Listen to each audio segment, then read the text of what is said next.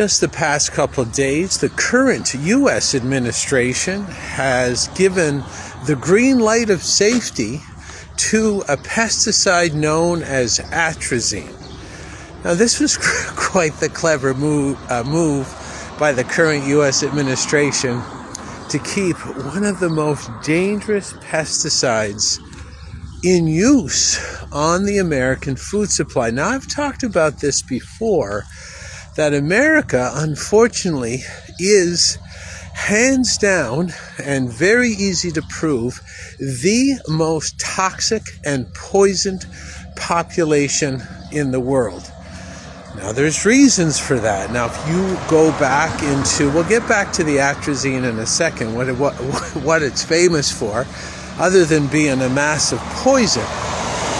But if you go into the annals of mind control, MK Ultra mind control, and also look at some of the work of mind control researcher Fritz Springmeier, you will see concretely that poisoning a mind control victim weakens that victim to the point where they are very have high potential to comply to your suggestion as the mind controller. So what this really means is that the more poisoned you are, the easier you are to put under mind control because of this, what's called your mental resilience to say no is slowly removed by the poisoning and the weakening that the poisoning causes. So if someone comes up to me right now and tries to steal my bag with what has my wallet in it, my ability to resist is based on my strength. So the stronger I am, the less likely I'm going to comply with their suggestion to hand over my bag. So I might have financial strength, which means I know if I hurt this person, I could probably defend myself in a court of law properly because I have a sort of deeper wallet than most people. I'm stronger than most people my age because I've worked out my entire life. I've practiced boxing. I've practiced Krav Maga. Basically, the strength of me as a human animal I'll be able to use my no more. So if you're weak, you don't use your no, you use your yes. And that's what mass poisoning of the population is all about. And that's why the United States is the hands down most toxic and poisoned population in the world. And that's because the United States holds the most freedom-based philosophy in the world. Now, that freedom-based philosophy doesn't always transfer over to freedom in the real world as we're seeing today, because America is getting completely destroyed by their cult-based political system and their cult leaders that pretend to be political leaders. But really, if you're in the mind control business, which the rulers are, and you want to take over sort of the last stronghold of freedom, which the United States is, and it's crumbling very fast, you're going to have to poison the shit out of those people en masse over a very long amount of time to get that weakening end result that increases what's called the compliance quotient. In mind control, you get more people giving their yes to take over and tyrannical rule than giving their no. So back to atrazine. It's a mass poison.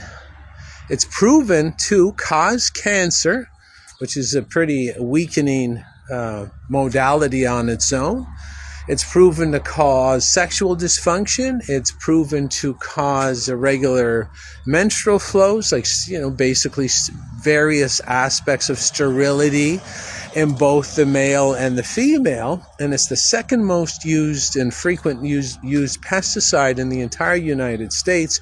It's banned over here in Europe. You can't get it over here in 60 European countries because it's so toxic. But again, connect the dots, everything that's toxic everywhere else. That's why the U.S. is the most poisoned, because it's the strongest country. It's still sort of this remaining stronghold philosophically of freedom. So they got to poison the shit out of everybody there, like to the top degree. Even poisons that are meant to poison people over here in Europe, they're banned over here. They're still allowed in the U.S. And the current U.S. administration, under the Maha brand, Make America Healthy Again, fully green-lighted atrazine again, even though everybody brought the studies proving it, how dangerous it was. And if you go to Professor Tyrone Hayes out of Berkeley in California about 20 years ago, he found out that atrazine turns the test subjects in his animal experiments, they were reptiles, but still turned them gay, turned them homosexual. Now, isn't that, supposedly the stronghold of the Democrat philosophy? And now, so in a lot of the reports where there's some scathing reports that the current U.S. administration has given the green light to atrazine, and what you'll notice, even in these pre-planned scathing reports to make people think that your voice matters, they don't mention that this compound atrazine, one of its most famous attributes is the sexual confusion attribute, where basically it turned reptiles gay, confused them to the point where females started having sex, where masturbating with each other as females, and men doing the same, not having sex, because it's not really having sex if you're having, if you're masturbating with another male, and if you're a male, it's not really sexual intercourse, it's something else altogether. So, and when Tyrone Hayes from Berkeley, California suggested to the company that makes this pesticide called Syngenta, which actually means the sin of the genes. Can you believe that? I couldn't make this shit up if I tried. Syngenta means the sin of the genetics. Tyrone Hayes started to report his findings and said, why don't we, move the trials up to include mammals? They quickly shut down his studies, defunded him, threatened to kill him, and threatened to kill his family. And you can watch a lot of that unfold in old interviews with Tyrone Hayes, and I think there's actually some new ones with Tyrone Hayes as well. Professor Tyrone Hayes, he's a doctor of some arm of science. So, ladies and gentlemen, everything sort of remains the same. The tsunami of poisons is always after you and your family, no matter what political party's in power, no matter who you vote for. That poisoning government and, the smiling assassins who tell you everything's okay and they're working for your benefit, they always seem to stay in power and drown you in the tsunami of poisons to weaken you, to put you under greater forms of mind control. So maybe you should start supporting your local farmers, start going to the farmers market, buying the whole live organic or biodynamic food, so that you start sidestepping the tsunami of poison that's supposed to put and designed to put you and your family under deeper forms of mind control, so you can't connect the dots. And you should start speaking about this. If you want to help these situations, you should have a topic. Gather some information on one topic at a time. Go to your local hotel once a week and start inviting people, and they can donate maybe $5 to come to pay for the rental of the conference room in the hotel. It'll start with maybe you and 10 of your friends, and will quickly grow over the year to 200 or 300 people that start understanding the snafu and the fugazi that the government and the media are perpetually putting the public in, and putting the public between the crosshairs, because, I know it's hard for you to believe that Hulk Hogan and Randy Macho Man Savage aren't really enemies, and they travel on the bus together, counting their profits, laughing all the way to the next city where they're going to put on the same show.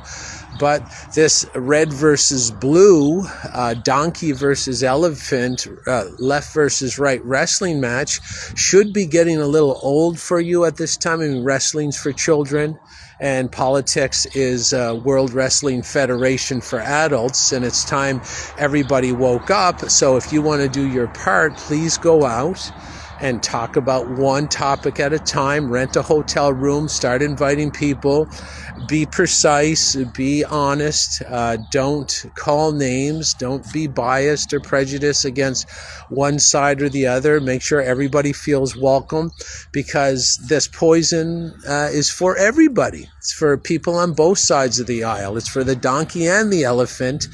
And yeah, Hulk Hogan and Randy Macho Man Savage, they're not really fighting. The fake fight is for you, the audience member, and the entire drive of this fake WrestleMania political battle. It's the same as any business. It's to line their pockets, and everybody's laughing to the bank except yourself. So this is Jason Christoff signing off. Have a great day.